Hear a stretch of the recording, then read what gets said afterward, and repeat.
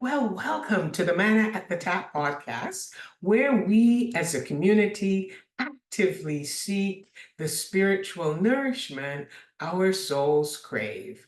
I'm Gloria, your fellow traveler on this spiritual journey, and together we guide each other, offering and receiving insights and interpretations from our daily lectionary readings that provide the manna designed to nurture our spiritual growth.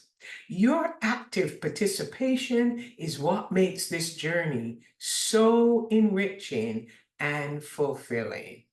It's Thursday, July the 11th, 2024, in the seventh week after Pentecost, and the lectionary text today is Psalm 24, verses 1 to 10. Over the last 3 days, we've explored 2 Samuel chapter 5 as David became king over all Israel. He welcomed the friendship of other kings, especially Hiram, king of Tyre, who showered him with many gifts. David then engaged in 2 battles with the Philistines, and with the help of the Lord on both occasions, David was victorious. He was able to accomplish what King Saul had failed to do. He put an end to the attacks of the Philistines, and there are no more recorded battles between Israel and the Philistines. But there was still one more thing in David's heart that he wanted to do. He wanted to bring the Ark of the Covenant home to Jerusalem from the Philistine territory. He had attempted to do it before without following the correct protocol, and a man named Uzzah, who was following alongside the ark as the animals were transporting it, saw one of the animals stumble. He reached out and touched the ark, trying to stabilize it, and it resulted in his death.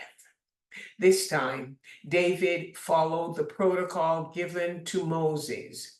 He engaged the tribe of Levi to prepare and carry the Ark of the Covenant on their shoulders, bringing it into the city of Jerusalem.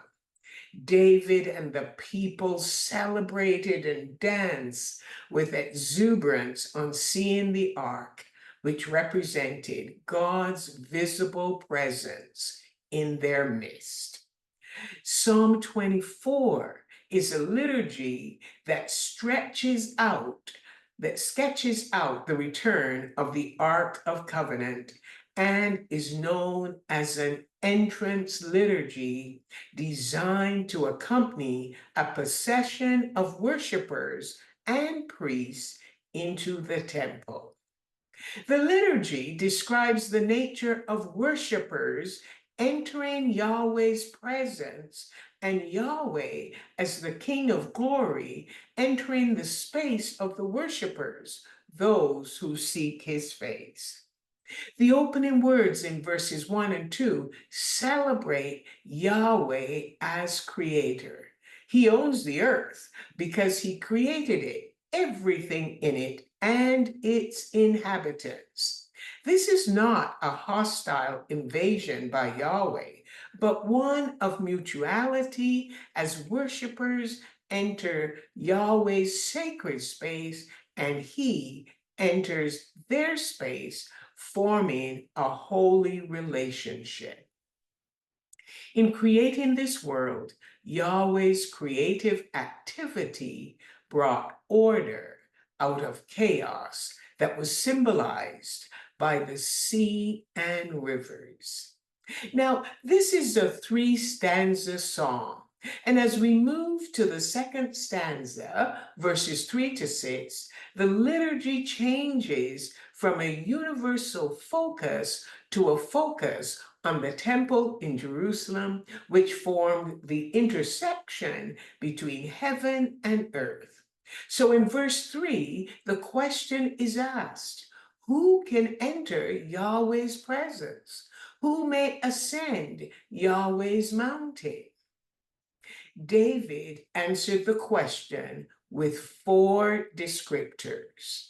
Number 1 descriptor, the person who has innocent hands, the one who is free from guilt because they have not committed acts that defile. The second descriptor is having a pure heart. You can enter Yahweh's presence. Now, innocent hands speak of one's actions, and the heart tells of a person's thoughts, their emotions, their motives, and their inclinations. This now leads us to the third descriptor, worship. How does the person worship Yahweh? They do not worship what is not worthy or lift their soul to emptiness. The fourth descriptor is the person who does not trust in idols or swear by a false god. The person who enters Yahweh's sacred space and is willing to seek his face and live out the 4 descriptors will be rewarded with a blessing from Yahweh. And that blessing could be to experience Yahweh's presence, just like Moses did after having been in the mountain with Yahweh for 40 days. His face was glowing and bright, and when he came down the mountain, he had to cover his face. Psalm 24 declares Yahweh as the creator and owner of the earth and all who live in it. That's verses 1 and 2. In verses 3 to 6, it teaches that all those who enter Yahweh's presence require holiness. Now to our third stanza, which is covered in verses 7 to 10. And this heralds the coming of the King of Glory into human space. Now, the key word is lift, which is mentioned 4 times, along with a 5-fold repetition of the word king. This is a call for the worshipers to welcome and celebrate Yahweh himself as he enters their sacred space. And the poetic repetition of the words lift and king create a kind of crescendo effect. At the good news of the king's arrival, the worshipers are thrilled and cannot stop shouting for the doors or the gates to be open. The ancient gates and doors did not move up and down, but it was as if they were duped in sleep as they waited for the king to come. At long last, he arrived.